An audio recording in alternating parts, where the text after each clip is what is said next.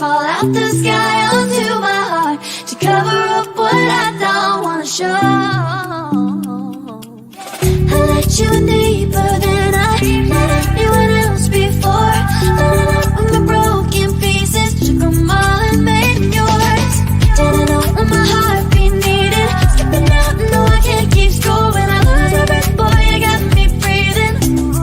Oh, every little thing you do, every time you hold me, take me higher, higher. Every little thing you do, every time you hold me, take me higher, higher. Ooh, you take me higher. Ooh, you take me higher, baby. You take me higher. Ooh, you take me higher, baby. You take me higher. Ooh, you take me higher, baby. You take me higher. Yeah, you take me higher, baby.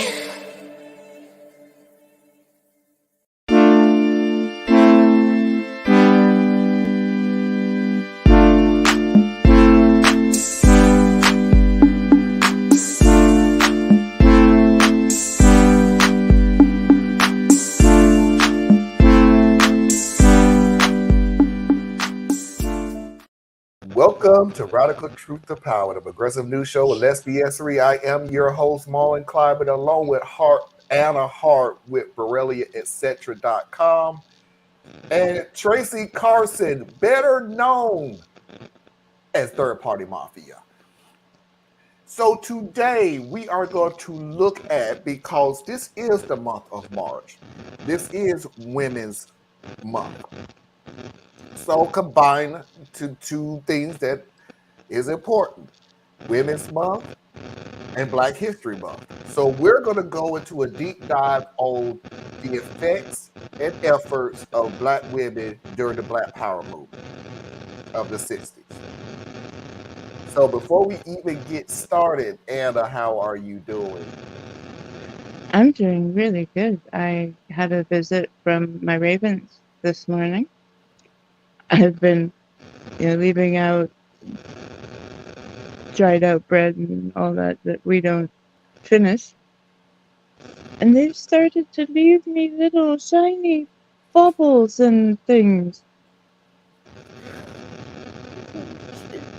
They're huge. They are ravens. They are not crows.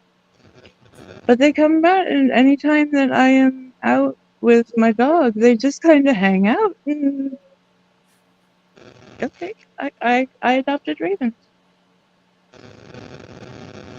Mother Nature, everybody. Mother Nature Mafia. Third Party Mafia.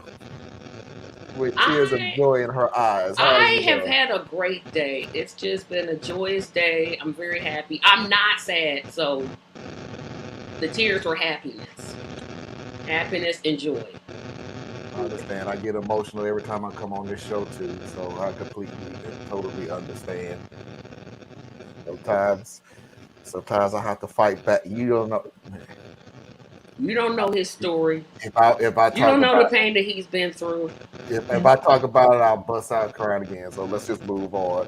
Talked earlier today, and unfortunately, I don't, again, because I was speaking to Anna about it. What I see on my end, for some reason, does not show up on the YouTube channel. So, not to show disrespect to anybody, but if I still have it on my side, I'm still going to show it, because they showed it. And I got to beat you. Yep. I'm excited for this. I hope Fannie Lou Hamper is in one of these segments. She held leadership in the Mississippi Freedom Democratic Party, which challenged the National Democrats at the 1964 convention. And Harper's speech at the convention was very historic as well. I don't have that story on it. I don't have her story. It wasn't part of it. It was more of the power movement, and I didn't catch this until the last second. But we are kind of coming close to the end of the month now, and it may just be stories on random people in Black history instead of events, which I've been doing for a while now. So I may just switch to that. And please hit that like button, share with a friend, and subscribe if you haven't always. Extra appreciation for support on Patreon. Anna's is always better than mine because I just say please like, share, subscribe. LOL, just got here. I got your message. I love you for reminding me, but please stay out of my head. It's scary in there. Hi, Mickey. Hello, Mickey. And Tracy says subscribe. Mickey is saying hello, Marlon, Anna, and Tracy. Theus may or may not come on tonight. Just to let you know, he had a he had a somewhat family obligation to take care of, and it is important. It's just nothing bad. Hi, Parker, Mickey, Tracy, and Anna. Hello, Foxy, my Hi, beautiful Foxy. wife. All right, without further ado, let's get this party started.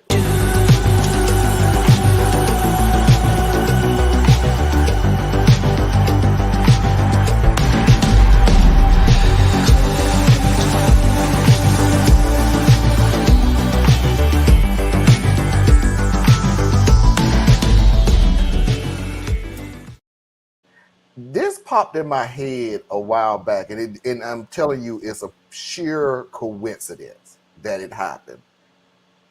I was thinking to myself, I'm doing a story on Black women during the Black Power movement.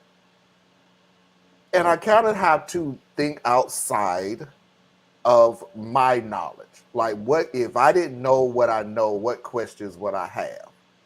Or would I be the type of person that would just skip over asking that question because it'll make me look like I'm uninformed or look dumb or look stupid or whatever? So I would just try to catch up just to catch up. Don't want to be that person. So one of the questions that popped in my head was that somebody may have a question about is, instead of going straight into the women during the Black Power movement, why don't I answer the question of what is the Black Power movement? Black power has historically been characterized as being anti-white, but that's not really the case. The Black Power movement was an outgrowth of Black nationalist thought that privileged Black self-determination and pride, but it was not inherently racist in its scope. It recognized the role of white supremacy in everyday society and essentially encouraged Black people to create spaces for themselves in a society that was constantly excluding them from its services, resources, and institutions. Inspired by folks like Malcolm X, the Black Power movement encouraged Black people to stop worrying about inclusion and to start creating spaces for themselves. The idea of Black Power was not a new phenomenon, but it did become more popular during the 1960s. Its popularization stemmed from the decolonization of the African continent, disillusionment with the shortcomings of the civil rights movement, and a recognition of the decades-long trauma of Jim Crow. Many Black Americans were struggling to find social and economic stability after generations of state-sanctioned segregation. While many believed that the civil rights movement did formally end Jim Crow, one of the major critiques of the movement and its legislative victories, like the Civil Rights Act of 1964, the Voting Rights Act of 1965, and the Fair Housing Act of 1968, was that it did not adequately address issues of poverty, housing inequality, unemployment, over-policing, and a lack of educational resources. And these are all things that disproportionately impacted Black communities. So there we go. So to answer one stipulation of people who are on the other side who don't believe in any of this, being pro-Black does not mean anti-white. It means you have pride in yourself, in your community, in the people surrounding you. That's what it is. It doesn't mean we have to put down, because that's what bullies are. We have to put down somebody else to make ourselves feel better. That's not going to work with the Black Power movement. We're just having pride in and of ourselves. Um, hey Parker, this is where Stokely Carmichael come in. I think probably so. And honestly, I have to find a time to do a deep dive into Stokely Carmichael because I don't know that much about him. And and I know beyond a shadow of a doubt that's one of Viz's favorite people that he like to talk about. So I want to do a deep dive into Stokely Carmichael. You got anything, Anna?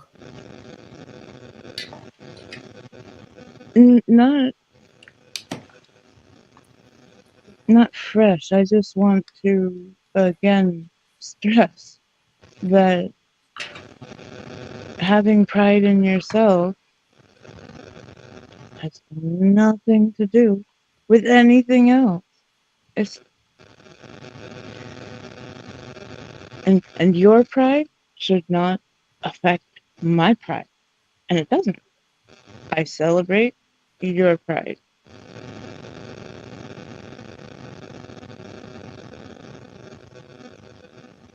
Ultimately,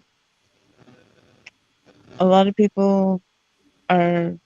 white people are afraid that the minorities, when they become the majority, will they treat us as bad as we have treated them?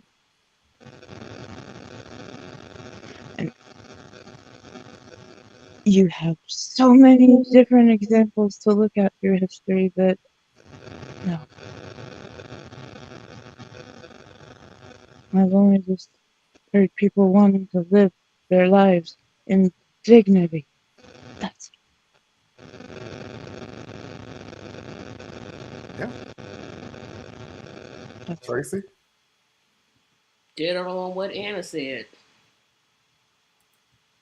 All right. So let's move on. So when you think of Black Power, you automatically think of Black Panthers. So let's just go ahead and take a deep dive and get into it and look into the women that was in the Black Panthers party. Something I learned that I am so fascinated about that the first female member of the Black Panther was a 16-year-old female high schooler. So let's get into it.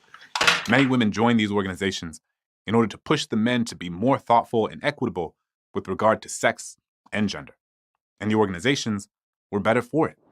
The women members were the ones who pushed the group in the direction of a more radical interpretation of what it means to work toward full liberation for all Black people, not just Black men.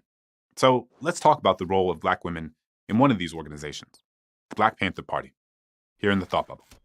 The Black Panther Party, originally known as the Black Panther Party for Self-Defense, was founded by Huey Newton and Bobby Seale in October 1966 in Oakland, California. The first female member was J. Tarika Lewis. She was a 16-year-old high school student when she joined the party in 1967. She participated in their political education classes, attended rallies, and was an artist for their newspaper. She played an integral role in shaping how the Black Panther Party was publicly viewed, as well as how they viewed themselves. As the party grew, more women joined. Some of the most notable women were Kathleen Cleaver, Erica Huggins, and Elaine Brown. Kathleen Cleaver was a former member of the Student Nonviolent Coordinating Committee, commonly known as SNCC. Cleaver was the communications secretary and the first female member of the Black Panthers' main decision-making body. Erica Huggins had multiple leadership roles, becoming a leader in the Los Angeles chapter and founding the chapter in New Haven, Connecticut. Elaine Brown was appointed the new leader of the entire Black Panther Party in 1974, after Huey Newton fled prosecution to Cuba. Even though she faced quite a bit of sexism during her tenure, she led the party for 3 years and also established the Black Panther Party's Liberation School. Thanks, Thought Bubble. I'm sorry. I have a mixture of shock. I have a mixture of pride. I have a mixture of being overwhelmed that the first female member of the Black Panthers Was a little girl. was a 16-year-old girl. Like, That is so. I don't even know why that is so cool to me, but that is so cool to me. It's just like,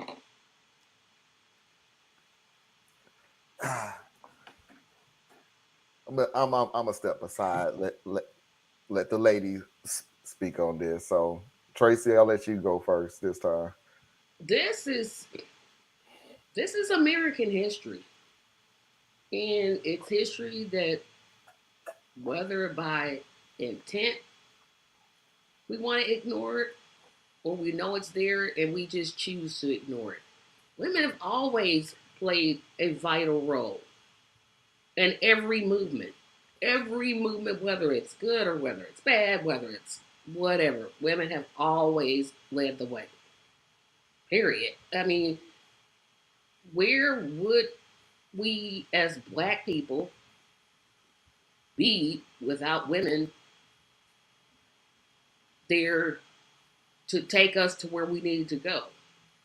Not disregarding the men, but since we're specifically talking about women, Okay. just want to make that point that we've always been vital. And when they told us to shut up, we said no. Mm. And the bad part about what you said is our own black men back there who is suffering the same way that women were suffering were the main ones that's telling women to shut up. And it's like, dude, we're fighting the same Same battle. fight. We're on the same path, leading to the same goals, and Yep. you're alienating half of the truth. Yep. Well, whatever your reasoning is, to this day I still don't know what it is. I Women just are still don't know what it weaker. is. Don't you know that? Oh, shut up, Tracy. Boy, who don't start me on today? Don't Okay. start me on today. I ain't having no baby, so y'all go ahead and live up with that women weaker stuff. Cause nope, nope, I'm good. I'm good. Anna,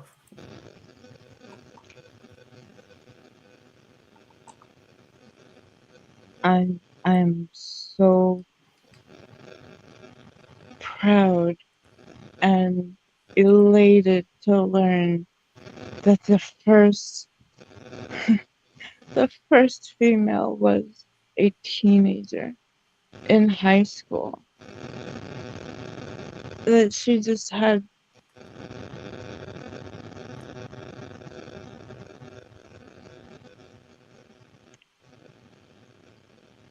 you come back to this word, such pride. It's wonderful. I did not know that.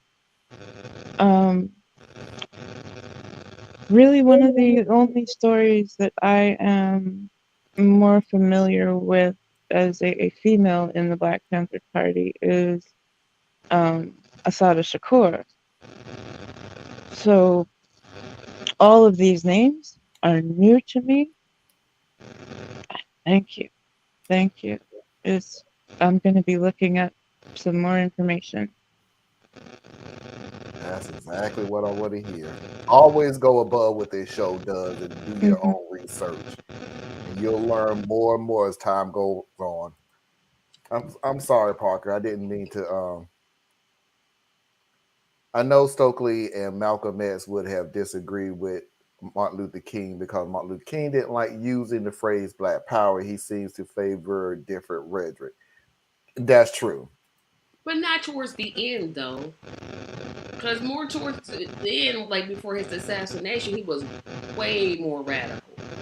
Yeah, but at the beginning of the whole thing, you just remember what I always said that everybody has, in its case, has the same goal, has the same ending. The only difference has always been the path to get there. And everybody has a different path.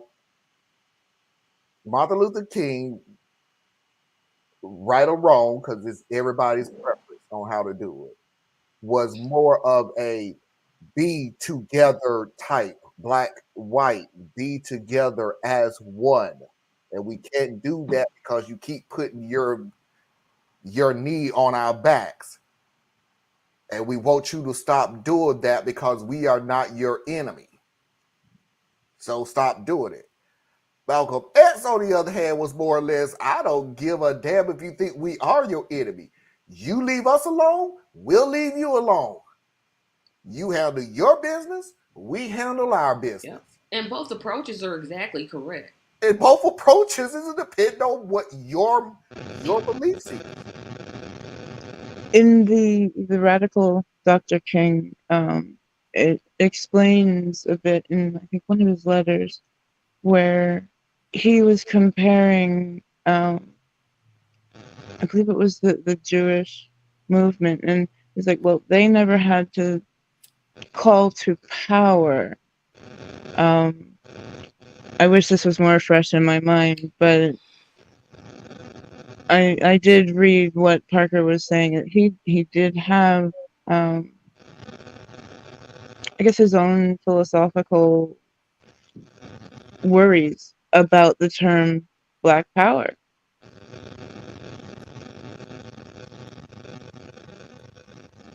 Right or wrong, it's just an opinion. It's not right. But you also have to keep in mind, just like Tracy was saying at the end, where Malcolm X did change his thought process, before his assassination. I'm not saying Martin Luther King didn't either, but I do always remember that last statement he said before his demise was, I really feel like I've led my people to slaughter. So there was something that was brewing. Dr. King? Yeah. Dr. King, there is a phrase, I really feel like I'm leading my people to slaughter. Okay. Now, I'm not saying that he was thinking maybe Malcolm X was right all along, blah, blah, blah, and everything else, but there was something that was deep inside, and he started thinking, maybe my way wasn't the right way. Mm-hmm. The Radical Dr. King was an excellent book, and it was really well in the way it laid out his progression. And yes, he got a lot more radical than anything that they will ever teach in our schools. No, because they just too busy talking about the I haven't finished. Oh, shut up, Tracy. Hello, Theus. Hey, Theus. MLK was dead before Black Power became a phrase. MLK's approach was to build alliances. Malcolm and Stokely was about self-reliance. Yeah. And again, neither is wrong. Neither is wrong. Theories are wrong. And even if Malcolm X, he made a change over. He was more inclusive before his assassination. So they both made changes. Yeah, neither changed their philosophy. They just began to adjust their tactics and their strategy. Yeah. All right, let's move on. There are more women involved. I had to unplug my headphones. Oh. Well. Are we back now? I plugged them back. Okay. So there were more women involved, so let's get into it, include somebody that Anna just talked about. Many women joined these organizations. There was Charlotte Hill O'Neill, a musician, poet, and artist who was a major figure in the international section of the Black Panther Party. There was Assata Shakur, who led the Black Panther Party in Harlem. She was later charged with killing a police officer in 1973 and fled to Cuba, where she maintains her innocence. And of course, there's Angela Davis, who remains incredibly influential through her speaking and writing and as a mentor for young activists today. Women ultimately composed 2/3 of the Black Panther Party membership across 40 chapters, and their influence within the organization continued to grow. Many of the head editors of the Black Panther Party's newspaper were women, and many of these women pushed the Panthers to include childcare centers for each local chapter. Yep. And school lunches. Yep. That's where it came from, America. The Black Power movement led to free school lunches. Women in the Black Power movement led to it. I know, but I'm just saying, Is there any way to fix the static noise? Says just so loud. No. we're a small time business. We work our way up to better production as time goes on. So no, you can't. What'd you say, Foxy? I said, don't be a butthole. And remember to hit that like button, please, as we speak right now. Remember to hit that like button. But yeah, so there was a lot of women in their different ways of helping in the Black Power movement. However, our final videos right now, the movement within the movement with one of Tracy's favorite people. Black women weren't only involved in political organizations tied to the Black Power movement, but also artistic and cultural ones. In these spaces, Black women writers and artists used Black Power ideologies to help express themselves. Through music, literature, and theater, Black women told stories of their lived experiences and outlined how they shaped their political philosophies. Much of this was done through the Black Arts Movement. The Black Arts Movement lasted from 1965 till about 1975.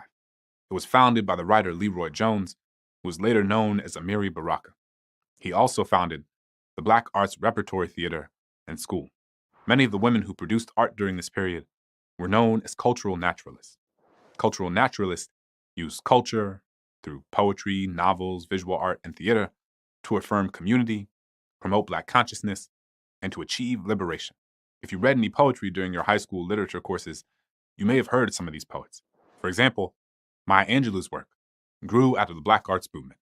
Her most famous work, I Know Why the Caged Bird Sings, is an autobiography of her childhood which addresses themes of Black girlhood, femininity, racism, and trauma. There was also the play entitled For Colored Girls Who Have Considered Suicide When the Rainbow Is Enough by Ntozake Shange, who was influenced by the Black Arts Movement as well. Poet and writer Sonia Sanchez was another major contributor to the movement. Two of her most important collections of poetry were Homecoming and We Are Bad People. Her work focused on the highs and lows of the lives of everyday Black women. Audre Lorde was another important contributor to this movement. She wrote many books during this period, including The First Cities, Cable to Rage, and From a Land Where Other People Live. Her books address many topics: her Blackness, her identity as a woman, her identity as a lesbian, and motherhood. Nikki Giovanni is one of the most famous poets to come out of this period. Dubbed the poet of the Black Revolution, some of the most important works she contributed to the movement were the poetry collections Black Feeling, Black Talk, Black Judgment, and Recreation. I don't know where Anna went, but I hope she comes back. All my favorites.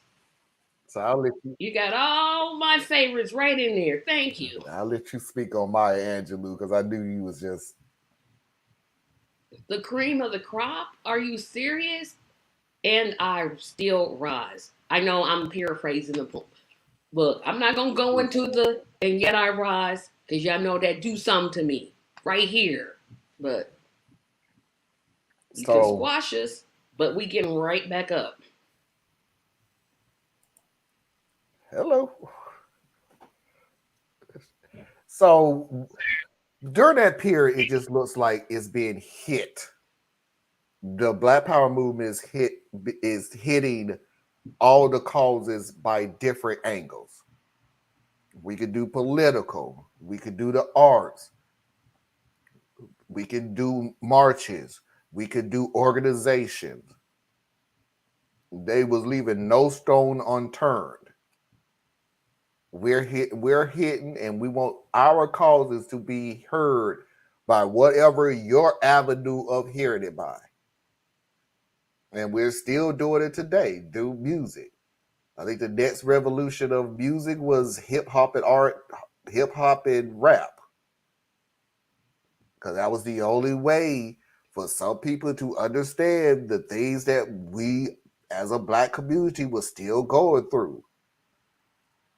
They also understood that nobody's going to sit around and read the newspaper to get that information.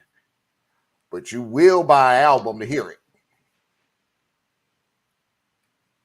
and it has to have a good beat. So you will listen. Wow, Marlon. That's a good beat. I said what I said. A good beat and it has to rhyme. No, it doesn't. Back then it did. Yeah, because I'm like, You ain't no. got to. You ain't got to do nothing now, but Oh, no, you talking about that mumble rap. no, Nah. that ain't. I don't even know what that is. In 1966, MLK said through the phrase "Black Power" that he's worried it carried connotations of violence and separatism. I think he, in more ways, was trying to protect his self-image. Makes sense to me. Hmm. I don't actually think about some of these poets being black. I just read their poetry because it was real and true. You have to, yeah, you have to reach deep down inside of you and find a way to pull out. Well, not really. Sorry. Let me rephrase that. I was about to say deep down and pull out the agony that you feel every day, but you ain't got to dig deep down. You just kind of have to wake up. You're going to feel it. But it does take a talent to be able to put it into poetry, to put it into music, to put it into books, to put it into song. A talent that I don't have anymore. Used to have when I was younger. Now I just think I done got to the point where I just say F you all and the end. I really don't feel like doing poetry anymore. So there you have it. The Black Power movement and the women's efforts and effects on the Black Power movement by different angles. So before we even go, I'm about to say before we go into the second hour, before we go into the second half hour, I'll leave the rest up to Tracy and Anna for their final thoughts. I must be on euphoria because this is about the best one that you've done so far out of all of them. This one gives me the most hope, the most cause to say, you know what? There is a better way. Not that the other ones weren't good, but this one, you hit a home run with this one. Thank you. I wonder what was so different. I guess because you were talking about black women and look at the person on the camera talking. There we go. It's like a reflection. Proud separatism. Thank you, Dr. King, for your bravery and courage. Just not my flavor of resistance. And that was the point that we was making earlier. MLK, Malcolm X, it was still leading to the same goal. We just take different paths to get there. That's all it was. Anna, final words. I have a name of a really wonderful author, Chimamanda Ngozi Adichie. She writes about feminism. You can look up Chimamanda in on YouTube. There are speeches where she has gone and talked to, I believe it was a German museum that had African artifacts, and was just telling them to their faces, this is wrong. Yes. She speaks truth to power, and she does it beautifully. She is a poet, she is an author, and she is an incredible uh, wordsmith. We've had that problem for a very long time, Anna, that the white community has this thing about getting XYZ artifacts and using history as declarations, as designs. Like they don't understand what the big deal about it if they paid a fair price for it. One, Well, they didn't pay for it. They pretty much you, stole it. They yeah, just stole it. you They didn't didn't pay pay for nothing for jack it. squat. Yeah, paid. What's that? We're still trying to get artifacts that were stolen by the Nazis during World War II. Trust me, you didn't. And if you pay for it, let me give you a hint. You pay for stolen goods then. Again, pay for what? Oh no, if they paid for it, I could go to a thief and buy what the thief stole.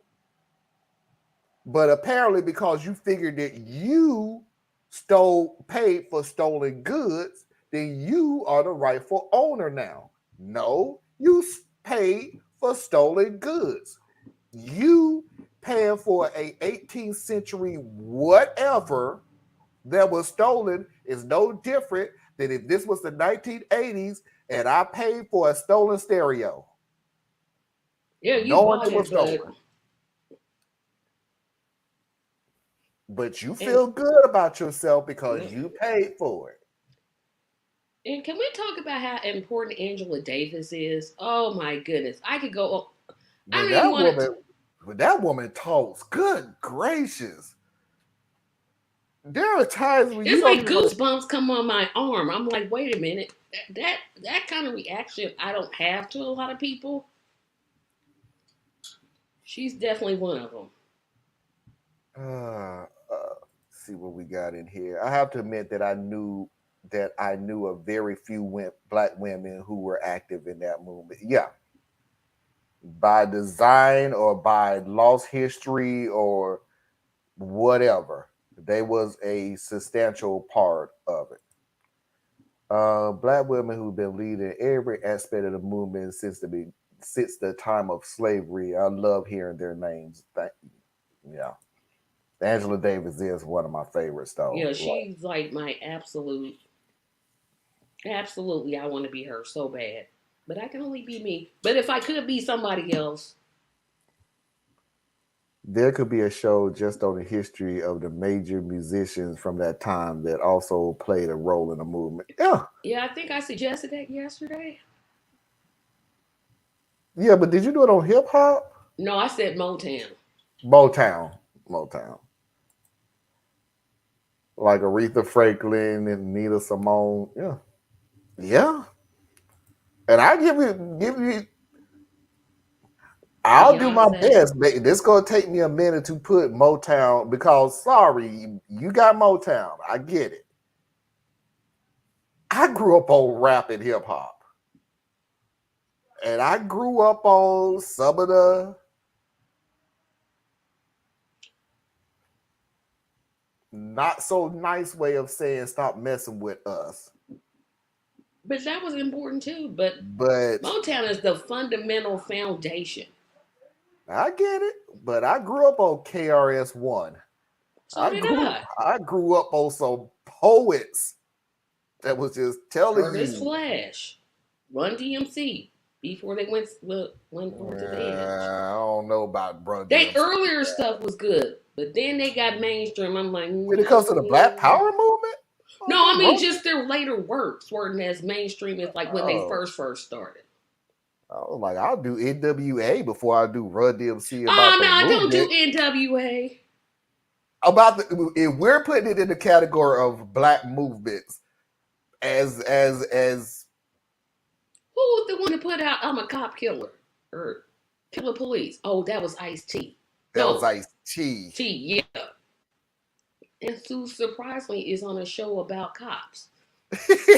Right? Boy, they'll forgive when they can make money off of you.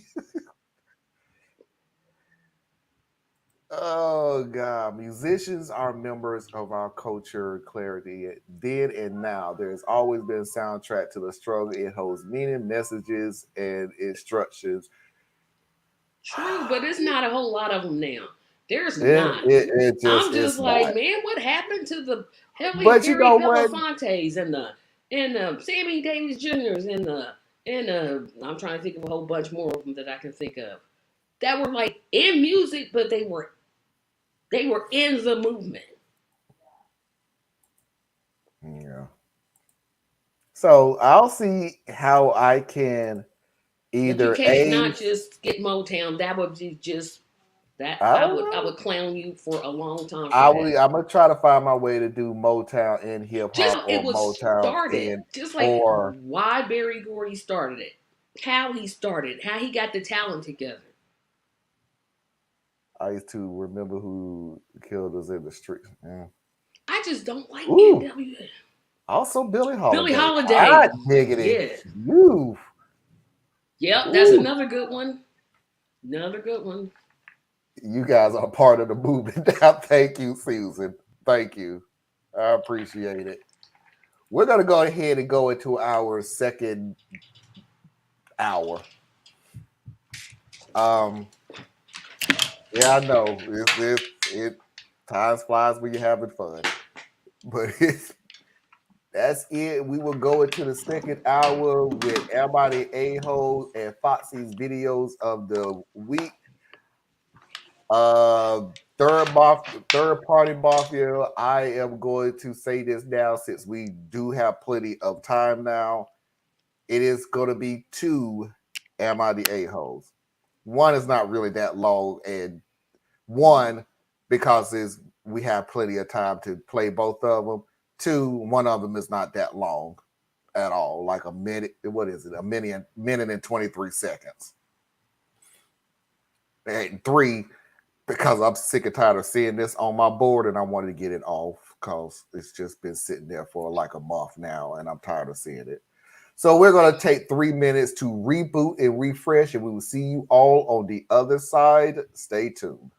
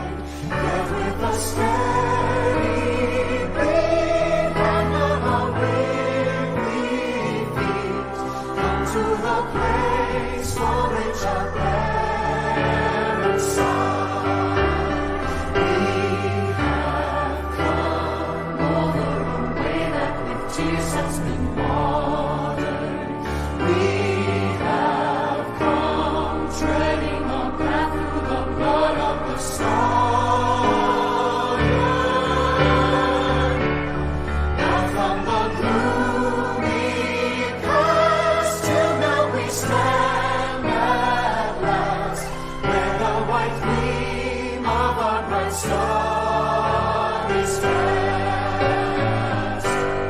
God of our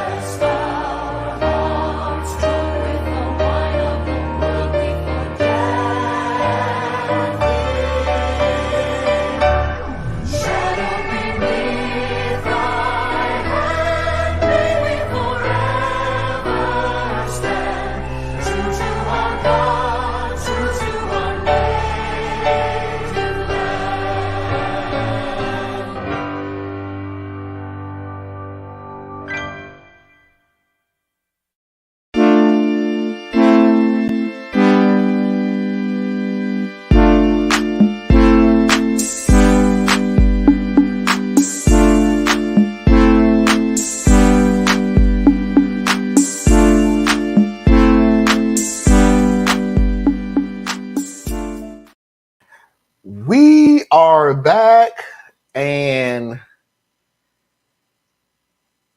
I need to make a decision of implementing that song. I may not play it every week, but I may have to like dip in and out of playing that song once in a while. So love that song. Love the crap out of that song. So yeah. I know what I said, that come April that I'll stop playing and we'll go back to other songs. And we probably will, but I think after a while I may have to put it in as one of the songs that I play during the break as the year goes on. As always, before we even get started, let's go ahead and pay them bills. Please do not forget to go to patreon.com/a better Tracy media page. Help support Tracy at all her causes. Please do not forget to go to patreon.com/complex mind. Help support Thea's in all of his causes. Please do not forget to go to patreon.com/radical truth to power, exactly where it's spelled, capital R, capital T, capital T, capital P. Help support me in all of my endeavors. Please do not forget to go to Anna Hart's website, BoreliaEtc.com. Learn something that you didn't think you need to know, but you should. And as always, if you need to drop me any kind of comment, you can do that at radtp@outlook.com. That's radtp@outlook.com. Perfect. Woo! Now, if he would only show the videos that I sent him, then we could have a true reason to say. Oh, God. Jeez Louise. Am I the a-hole?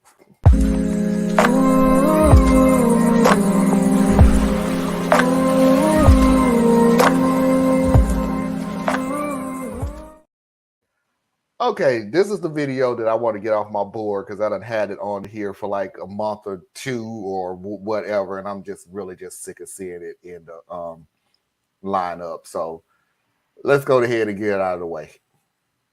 Chest. To get this out of the way, I'm a flat-chested girl. I suffered from health issues and growth problems, so I'm small but proud of myself. My fiance and I went over to his parents' house for his niece's birthday. I wore a sweetheart-shaped dress, and my sister-in-law, who always comments on my chest, saw the dress and went like, "This dress needs boobs, and you ain't got any." I ignored her, but then, at dinner, she asked if I was planning on getting plastic surgery before the wedding so that I don't ruin the wedding dress. I found this offensive, especially since other people were listening. I said nothing, but when we were sitting in the living room later, she suddenly started wiping her nose and trying to clear it. She has a large nose, so I smiled and asked, "Do you need help with that? I could get the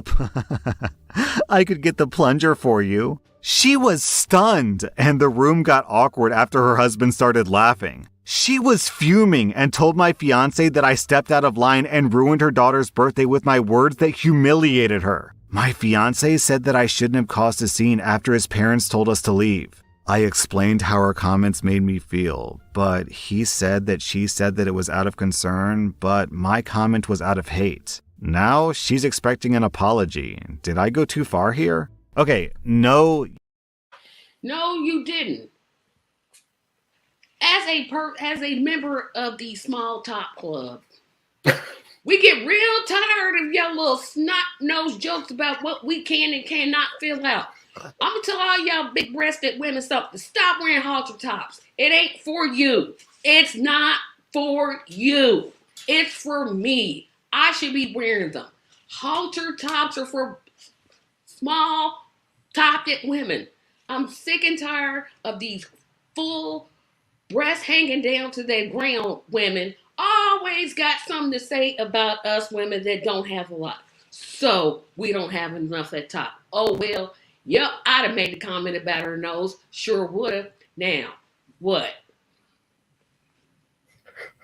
I did the same thing. Sure would have.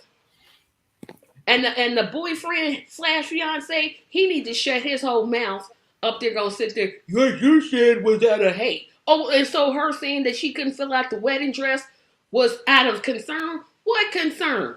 Boy, you better sit down and shut up. That's what you need to do. I'm done. Okay. Anna, one, I don't even think you have to mute yourself anymore. The last time you was talking was clear. So, but I'm staying out of this because I have.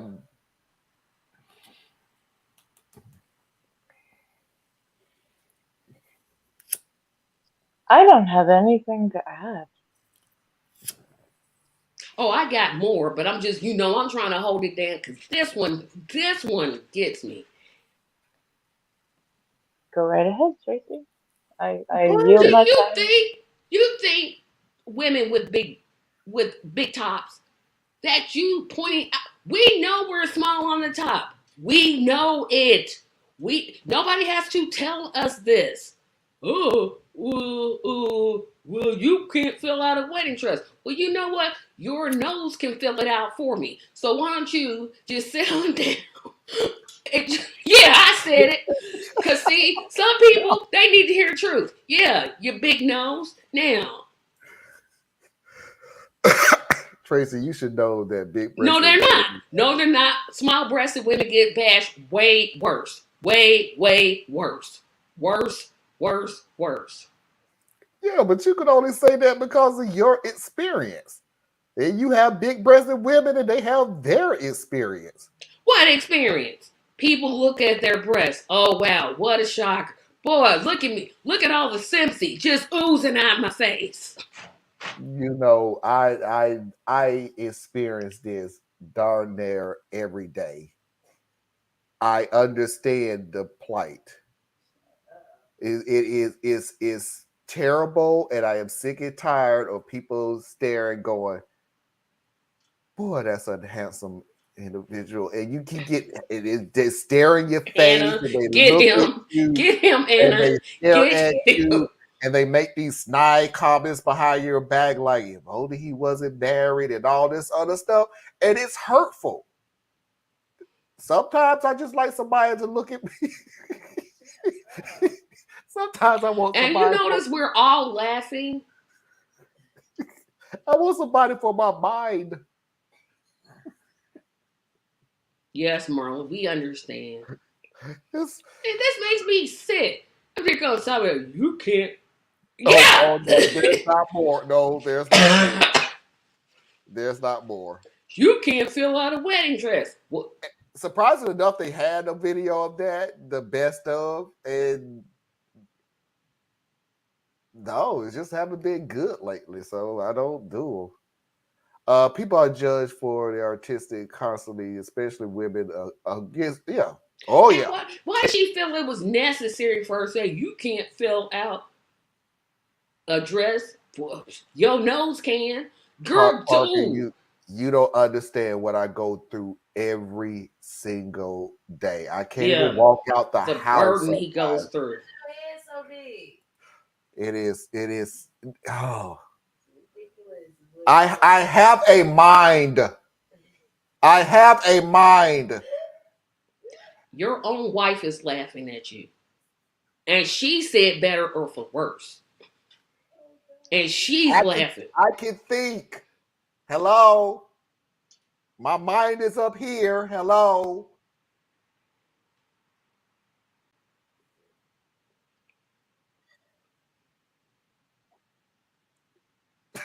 Thank you, Susie. Thank you. Thank you. Ah, large breasted women rarely get bodily jaws, but Yes, they do. They always. no, actually they don't. Literally, and I'm gonna tell you why I know that they don't, because it's literally been one model that I have seen so far that actually did have big breasts. The rest of them do absolutely not. That's because Now, they're tall and they modeling has look gotten small. better because it used to be all you had to be is 101 pounds and wear clothes that God knows nobody else on the face of the planet will wear out in public. But that has gotten at least a little bit help better by okay, we're more aesthetic to the healthy look and things like that. But big breasts, no, absolutely not. I want to know what the sister-in-law's problem was saying she couldn't fill out a Oh, you have a beautiful personality. I know. I do. But that's not the first thing people pay attention to, and it's frustrating. I'm sick of it. I know. It's going to be okay. You know how tired I am of waking up every morning, looking in the mirror and going, damn it, I'm awesome again. Damn. And I got to go to work. All Suck those it up. women, all Suck it those up. senior citizen women throwing their check at you. But If only he wasn't married. If only he didn't have kids. Irritating crap. And I'm 50 years old. So could you imagine that I was going through all this for the last 48 years?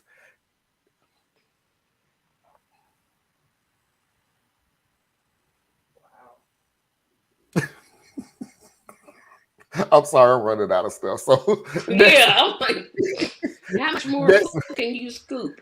next video.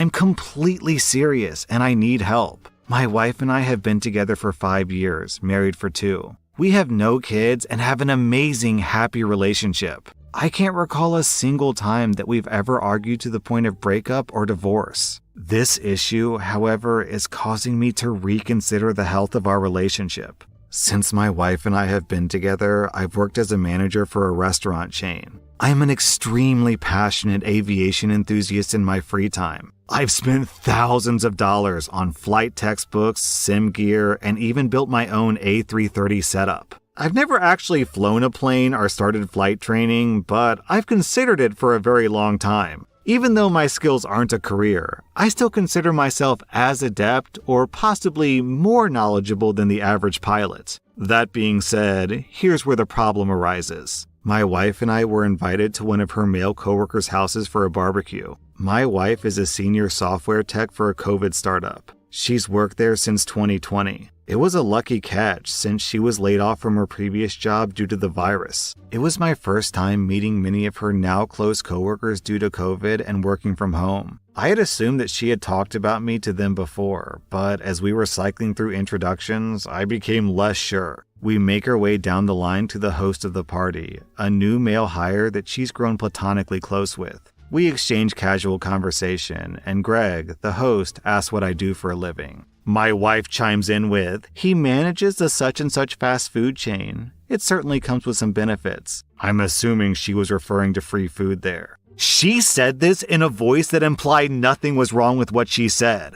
I very quickly corrected her and told her that I'm a pilot. My wife already knows how insecure I am about my job and how I'd much rather be introduced by my hobby. I've earned the title of pilot through my 500 plus hours on the sim and thousands of dollars put into my craft. I think it's incredibly disrespectful for her not to acknowledge my skills and training. Just because I don't have the title of pilot on an overpriced piece of paper doesn't mean that I'm not a pilot. I laughed it off with Greg and told him under my breath that my wife was often forgetful, which I'm sure he's realized just from working with her. He seemed to brush it off casually.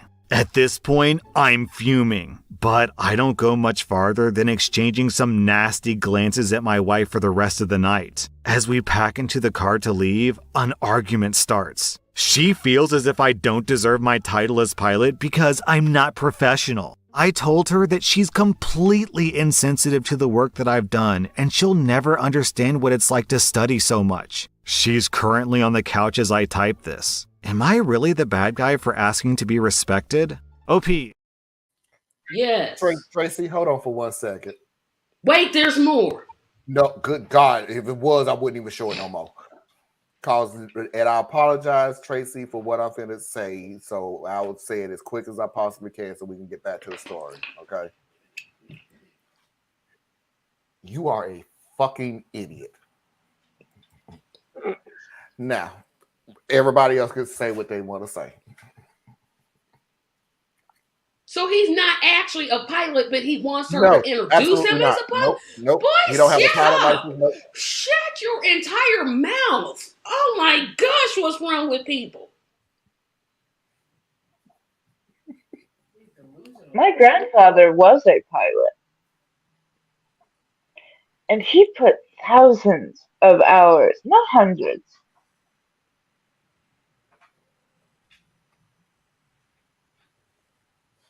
There, you have to actually get in a plane, not a simulator, and He was mad. fly. Yes, I, dude, you are not a pilot. You manage a restaurant. There's no shame in that. There's no shame in being a Right? manager at a restaurant. You get free food. You get scheduled people. You're the manager. You You even said it yourself. You want to be introduced by your hobby. That ooh. is not your profession. Do you make well, any money on this?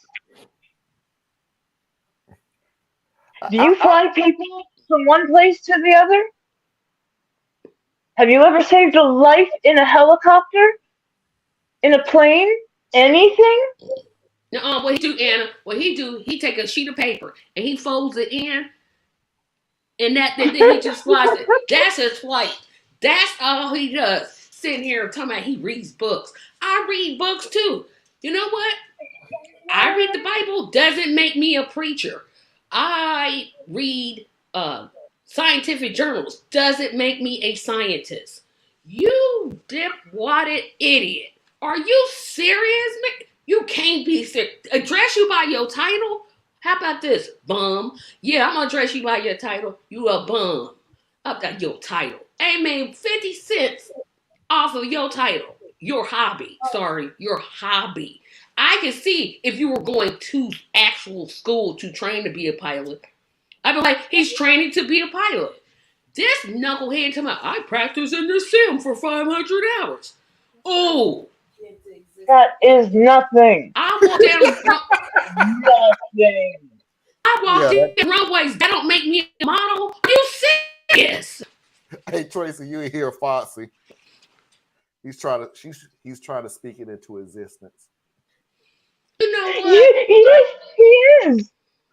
Look, He's right. dude, You're speaking I'm gonna it help you into. out on something. I'm gonna help you out on something. I'm gonna help you try to figure out exactly how you know that you full of crap. This is not real. Address me by This my is what hobby you of not do. my actual job title. This is what you do. I want you to go rent you a plane. Okay. Then I want you to go talk to your friends and tell them, hey, I'm going to fly to whatever. I'm in North Carolina. I'm going to fly you to Atlanta. 1 hour flight in a plane. Tell me how many of your friends is going to get in that plane with you.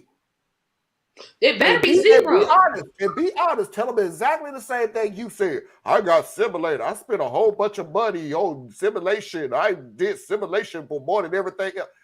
How many of your friends is going to sit there and go, yeah, I feel absolutely totally safe being 10,000 miles above sea level and getting in a plane with you He can't even fly a helicopter. Up for an there, hour? I'm giving you, wait a minute. It's not even an hour. It's 30 minutes. Woo. I'm giving you 30 minutes. From Charlotte to Atlanta is a 30-minute flight. 30 minutes. How many people are willing to put their lives on the line? Because that's exactly what this is for 30 minutes. who's gonna let him rent the plane when they ask him how much Oh, flying no. experience you have? They're gonna be Oh, like, hey. Overpriced piece of paper. I spent thousands of dollars. First of all, I'll be more mad at you that you a manager at a fast food restaurant and you spending thousands of dollars. Because even I, as a wife, will look at you and go, dude, I would rather you spend thousands of dollars of actually getting your the actual license. This you knucklehead to my head and read some books. Everybody reads books. Everybody that reads books. I read cookbooks. Does that mean I can make a 5-course meal? No, it does not. Tracy, don't do that. I can't. I know my abilities. DoorDash. Marlon, what day is your birthday on? It is literally the 23rd of this month, 2 weeks away. I feel you, bro. It can be hard being this adorable.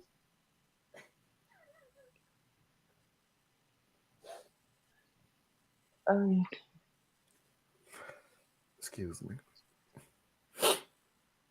Oh my gosh.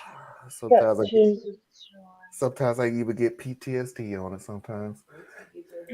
Oh, Rick, No. he's delusional. Thank you. Yes, he's very delusional. No, Yeah, I think he's talking about he's you. delusional. No. No offense, mister, but your overconfidence is being a pilot wouldn't have you pilot to be. That's my point. You want to be addressed as a fake title. I told you how he pilot his plane. He takes a sheet of paper and he folds the little creases in and then he flies it. No, my favorite part is, and she told it in a tone that just seems like there was nothing wrong with what she said. Because there was nothing wrong with what she said. There's nothing wrong with what she said. You manage a restaurant. Be happy being the restaurant manager at Taco Bell. There's nothing wrong with that. Hey. Or Arby's or whatever. Just make sure you bringing back good food. Don't bring back that food that's been sitting in that window for 4 or 5. Don't do that. There is nothing wrong with that. We got people who's picking up shopping carts from Walmart that's running for a political office. There is nothing wrong with having bigger goals. Nothing wrong with that.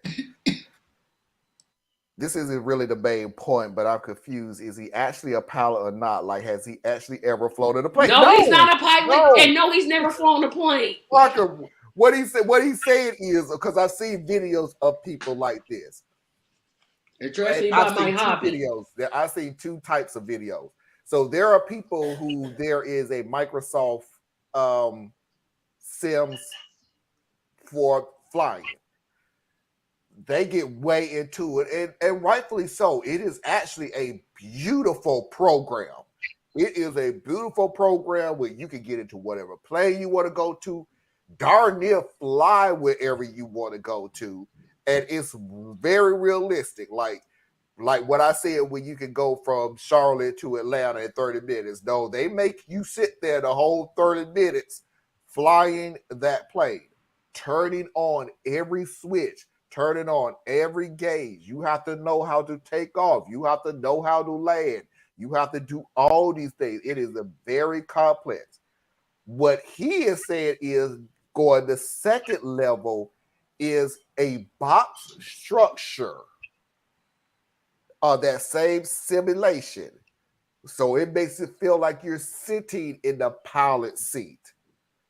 They have the lights and everything that you're doing the switches. They make it very realistic. That is about far as it is. Now, why do I say, and why everybody else is saying it's delusional, what he's thinking? Because both things I've just told you, your feet is still on the ground. Basically, he's playing a video game. You ain't 2 inches off in the air of nothing.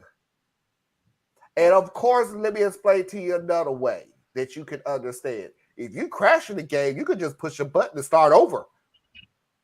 A video game. You can't do that in real life, bro. Sure can.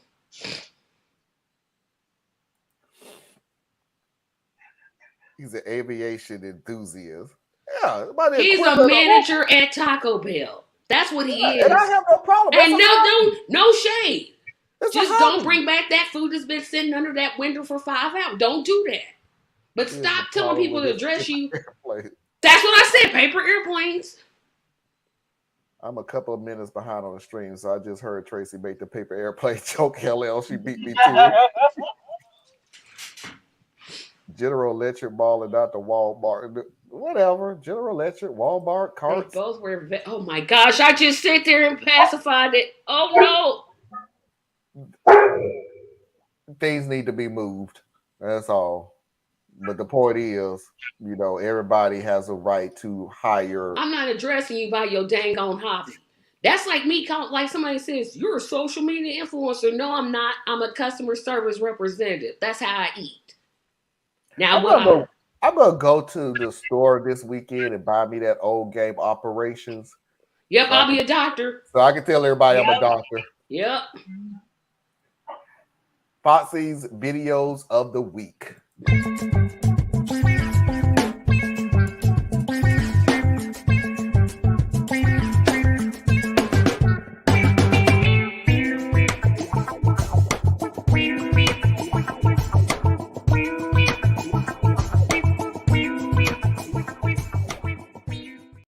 God, that is funny. One of my sons would crash those Sims in the most spectacular and imaginative ways possible. He's not a pilot. Thank you. Thank you. There's no reset when you crash a plane, bro. Sorry, but not sorry. Anyway, first video. And I'm going to help Tracy because, well, not really. The second video is helping Tracy out.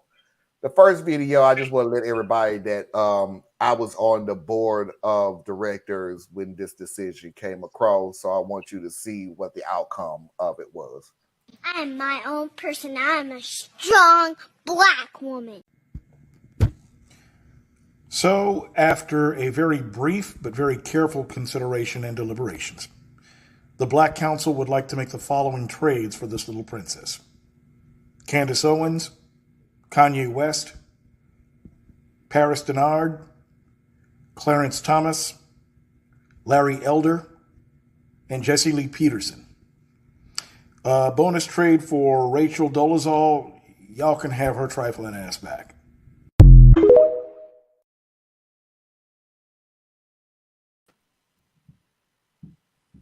But would they really want them, though? Because, like... No. I might watch the and say, but they are black. Just watch. I'm like, where's this comment? I'm just waiting on it. By the way, the vote, it was 100 of us in the room making that vote. It was 100-0. Yeah, but I'm worried that the other side won't take our trade. That's what I'm. Oh, there ain't nobody taking that trade.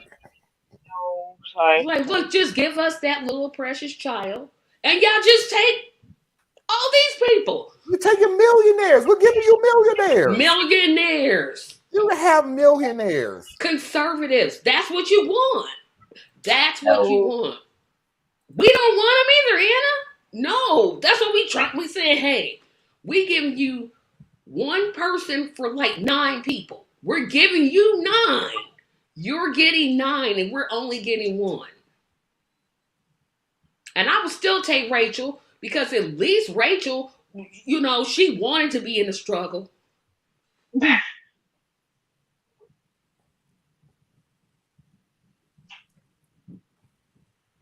Now, was she actually? That's a matter of opinion. See, how did I know? I was like, yeah, we knew this comment was coming. Didn't I say this comment was coming? Dude, just take the joke, dude. Dang.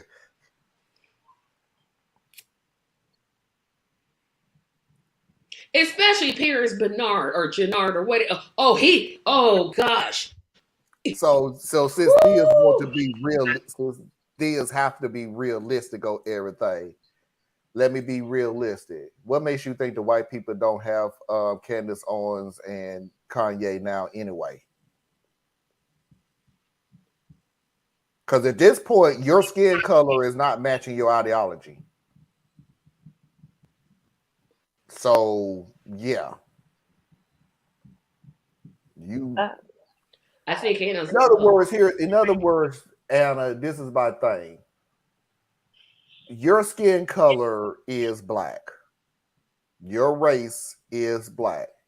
Your ideology is far from being black. I never experienced racism, but yet sued a school for racism. I wanted to be Donald Trump's right-hand man. That's the only reason I got a job on CNN, and then they fired me, and now I can't get a job. My name is Paris Bernard. So, yeah. It ain't like we gotta trade them. It's like they already there anyway. The concept of a racial draft is in itself a joke. Yeah, I think David Chappelle did a whole. I think he did a whole skit of it. Yeah, he did a whole sketch on it. He did a whole skit of it. Hey, we don't want them either. That's why we give y'all one for nothing. We just want one. Y'all get 9. Some of them are 9. Some of them are rich. Oh God, there's no black ideology there. You know what? Thank goodness the last 2, because I promise you, I want to see how you're gonna come up with a way to try to bring us down on the last 2. Who am I kidding? He'll find a way. So the second video is Tracy was some bad kid to come on the show. Where I finally got a video of a bad kid being on the show.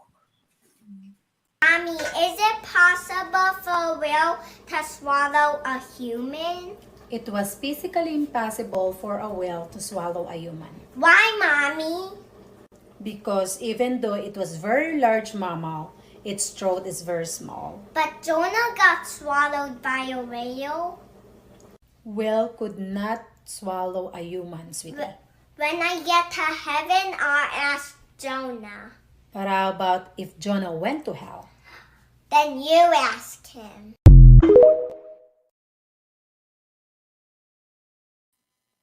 Oh, the smoke! The smoke!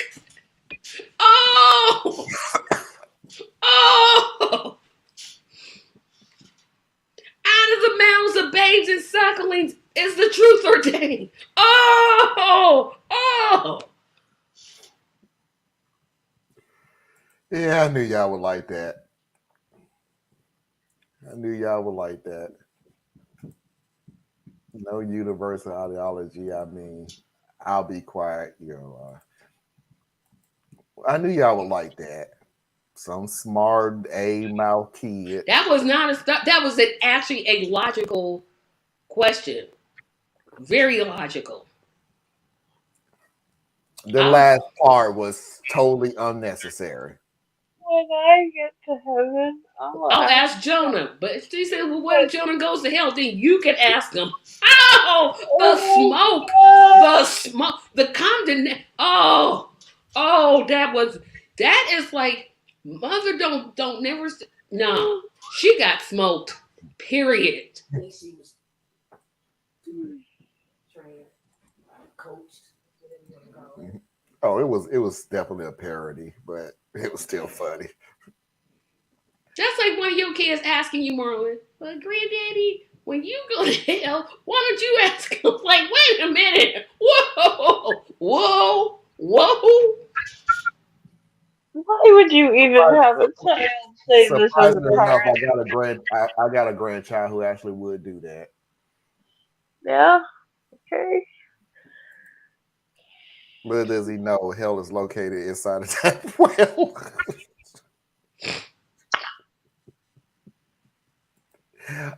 Good lights. Last video of the night. It starts off so random. And I guarantee you it gets real confusing really, really quickly. Blind react to this video and indicate whether you think each thing is cheating or not cheating. Your partner has a best friend of the opposite gender. Your partner says, "I love you" to their friends. Your partner pays for lunch with their friend of the opposite gender. Your partner kidnaps Ambassador to Italy Sean P. Crowley and locks him in the basement. Your partner flirts with the barista at your favorite coffee shop. Your partner sends and receives spicy pictures to someone they only know through the internet. Your partner watches porn.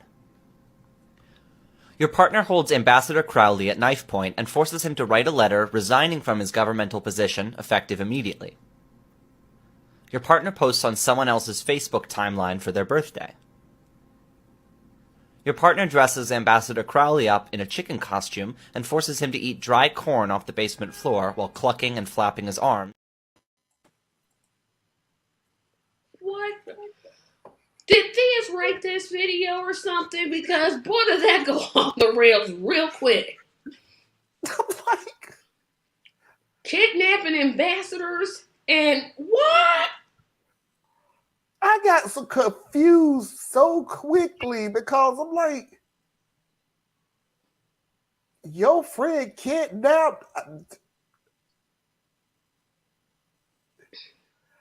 I think a better question. Let's remove cheating. Let's remove why your friend is going around kidnapping ambassadors. Anna, you better watch your back. Kidnapping ambassadors and locking them up in basements and making them eat corn off the floor and cluck like a chicken? What?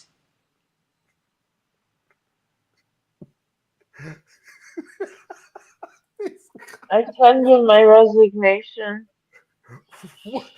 What ambassador? This is silly, but my face like, what? I'm sorry, I'm late.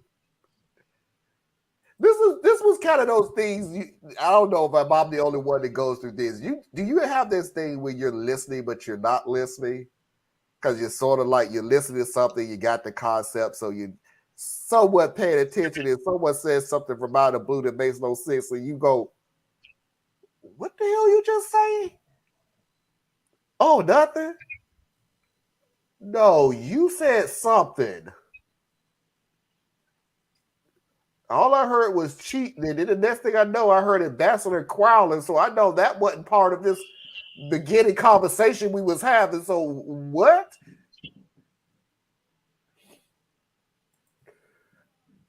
I like this random act of humor. I was thinking of Susan. Say what now? What was that you was talking about? Okay, so Susan, Anna, I don't know if it's cheating or not, but apparently you need to lock your doors because apparently people are kidnapping ambassadors and locking them in a basement and making them wear a chicken costume and cluck and pick up corn off. Sweet, where's that? No, I quit. That was real, way too deep, Phyllis. That was too deep for me.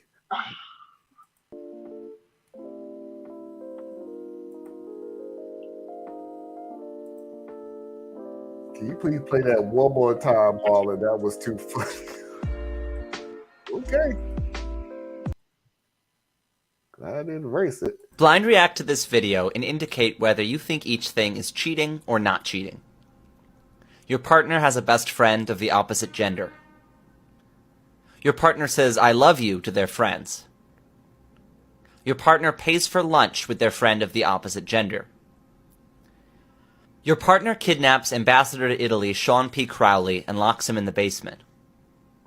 Your partner flirts with the barista at your favorite coffee shop. Your partner sends and receives spicy pictures to someone they only know through the internet. Your partner watches porn. Your partner holds Ambassador Crowley at knife point and forces him to write a letter resigning from his governmental position, effective immediately. Your partner posts on someone else's Facebook timeline for their birthday. Your partner dresses Ambassador Crowley up in a chicken costume and forces him to eat dry corn off the basement floor while clucking and flapping his arms. And now I'm going to go look up Ambassador Crowley just so I know what they look like. Is Ambassador Crowley okay? Is he okay? Is the part one, is this person real? Which I'm assuming yes. And second, is he okay? Or is she okay? Because I don't know. I'm sorry. Who the hell is Ambassador Crowley? What country was he ambassador to? Italy. Yeah, I'm gonna be showing up here like ambassador to Italy. Ambassador Crowley.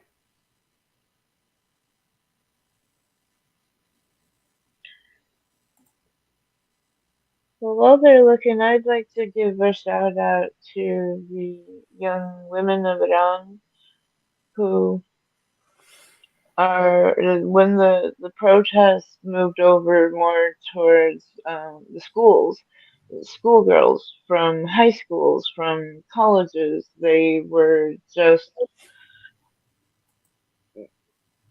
doing incredible acts of bravery, and there suddenly seemed to be a rush of poisonings of schoolgirls.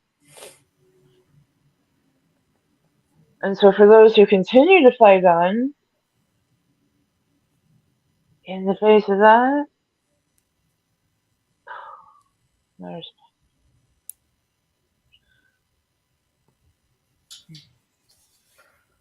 The fight gonna have to continue on so many different levels.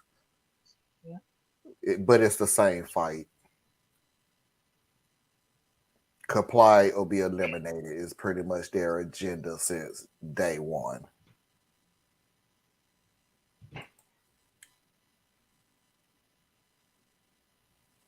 I would say that doesn't count as cheating.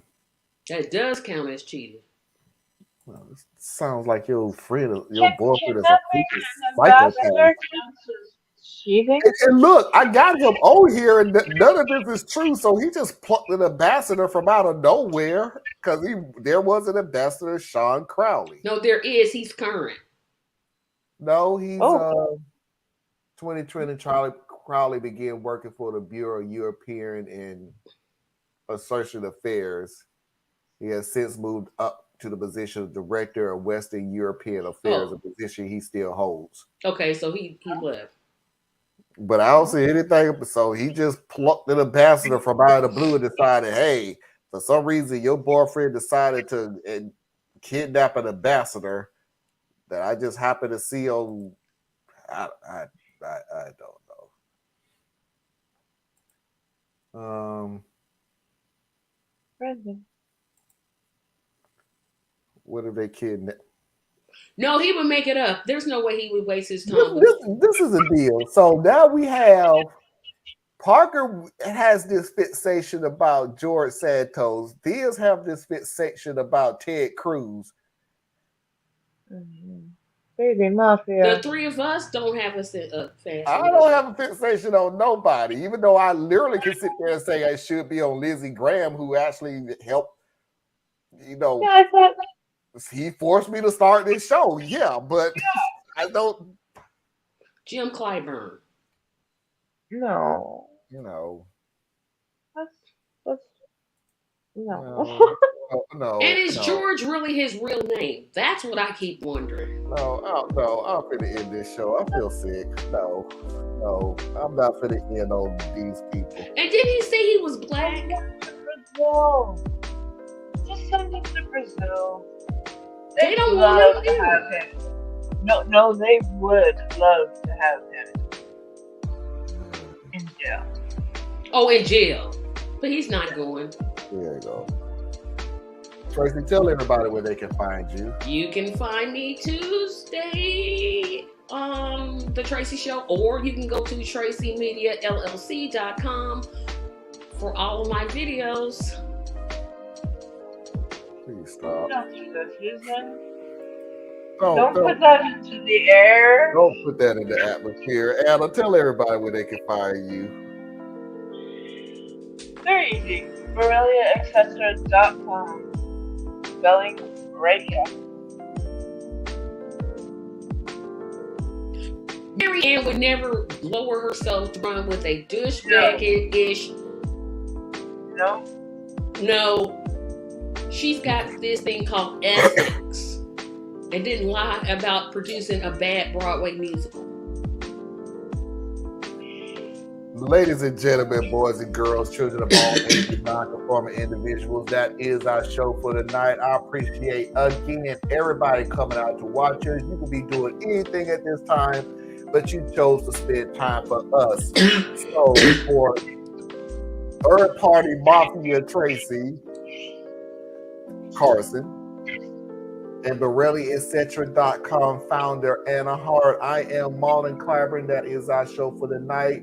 We will see you when we see you. Peace.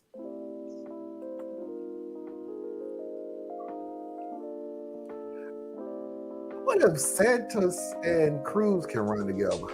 Oh gosh, no. Whoa. Why you doing that to us?